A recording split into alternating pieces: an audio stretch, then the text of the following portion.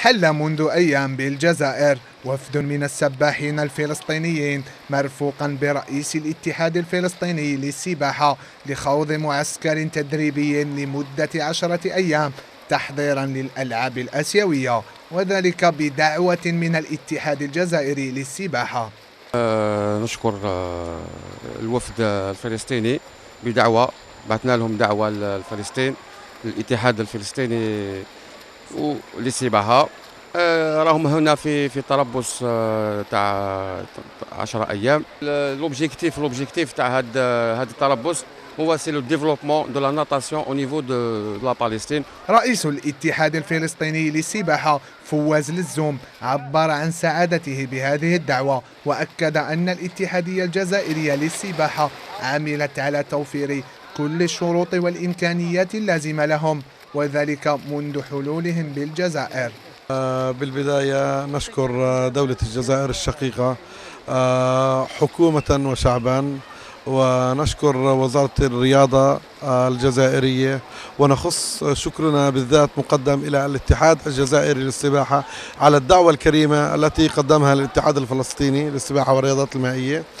احنا هذا عبارة عن معسكر تدريبي، يعني طلاب ناشئين اللي هي الأعمار السنية الصغيرة استضافونا إلها، هم بيشرفوا علينا بالتدريب الكامل. في طاقم تدريبي من الاتحاد الجزائري واقف معنا بيشرف علينا.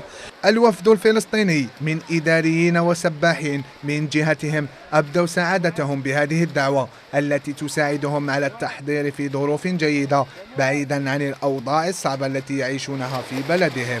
موجود بيمثل من أمهر السباحين الموجودين على مستوى البطولات وعلى مستوى فلسطين. عنا من ضمن الناس الموجودين عنا سباح وسباحة راح يشاركوا في بطولة الألعاب الآسيوية اللي راح تصير الشهر القادم في كوريا.